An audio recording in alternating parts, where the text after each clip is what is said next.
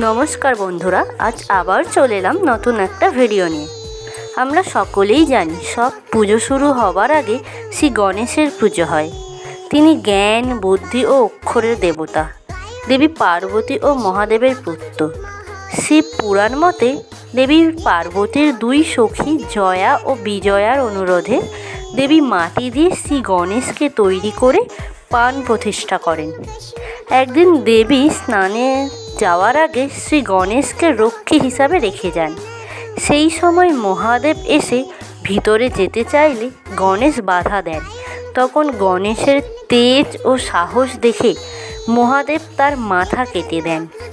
দেবী বাইরে এসে গণেশের নিথর দেহ দেখে রেগে মহামায়া রূপ ধারণ করেন, পৃথিবীকে নাশ করতে যান। তখন সকল ভগবান তাকে শান্ত করেন।